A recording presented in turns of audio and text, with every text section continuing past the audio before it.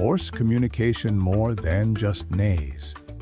Horses truly captivate us with their strength and grace, don't they? But beyond that initial impression lies a world of subtle signals we often miss. They communicate constantly, using everything from ear position to tail swishing, creating an intricate language far more complex than many realize. It's not just about neighing or snorting, it's a nuanced system, relying heavily on body posture and micro-expressions. Understanding these cues is key to truly appreciating the intelligence and emotional depth of these incredible animals. They use this communication to establish hierarchy within their herd, express needs like hunger or discomfort, and even show affection towards one another. Horses are fascinating communicators, and one of the most remarkable things about them is how they do it. While we often think of animals using vocalizations to express themselves like a dog's bark or a bird's song, horses primarily rely on incredibly subtle body language cues. It's less about neighing and whinnying and more about tiny shifts in their ears, the position of their tail, the tension in their muscles, and even the way they hold their head. These signals are often so nuanced that humans can easily miss them, but for horses, it's a constant conversation happening right before our eyes.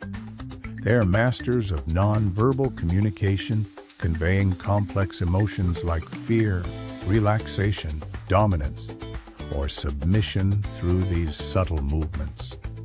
Horses possess incredibly sensitive ears, and they're far more than just decorative. These large, mobile appendages are vital to their survival, acting as constant scanners of the environment.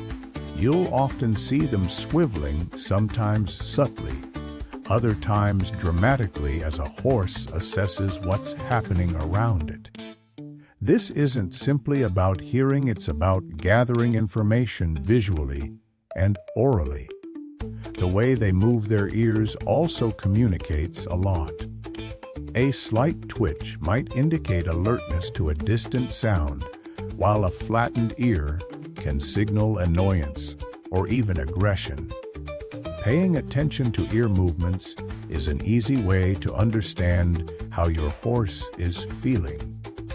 Have you ever noticed how a horse's tail can look dramatically different depending on their mood? It's more than just a decorative feature. It's actually a surprisingly clear indicator of what they're feeling. A relaxed, loose tail usually means the horse is content and comfortable. Think of them grazing peacefully in a pasture. As excitement or mild anxiety increases, you'll see the tail start to swish gently, fanning away flies or expressing a little bit of nervous energy. But when a horse is truly frightened or stressed, their tail will often tuck tightly between their legs as a defensive posture. It's like they're trying to make themselves smaller and less visible. Learning to read this subtle cue can really deepen your understanding of equine communication. Believe it or not, horses are incredibly expressive animals. While we often think of communication as loud vocalizations, a lot happens with their faces. They use subtle facial expressions to convey what they're feeling and even their intentions. You'll notice things like nostril dilation, sometimes called flaring, which can indicate excitement, anxiety, or even an attempt to cool down. Similarly, the tension around their mouth is another key signal. A tight, lipped expression might suggest stress or discomfort, while a relaxed, slightly open mouth often indicates contentment.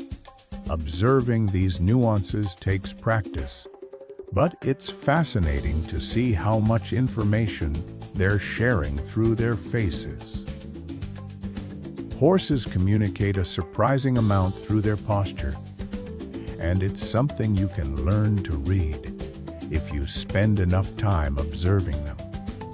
A lowered head, often with the muzzle reaching towards the ground, frequently signals submission there, essentially saying, "I acknowledge your presence and authority." Conversely, a raised head, held high and proud, is a common display of dominance. It's like they're declaring their status. The angle of their neck also contributes. A more upright posture often accompanies that dominant stance. Pay close attention to these subtle cues when interacting with horses. Understanding what they're trying to tell you can significantly improve your relationship and ensure a safer, more harmonious experience. When you hear a horse neigh, that distinctive sound is much more than just a greeting. It's actually their primary way of communicating over long distances. Think about vast pastures or herds spread out across rolling hills. Horses often need to connect with each other when they can't see one another directly.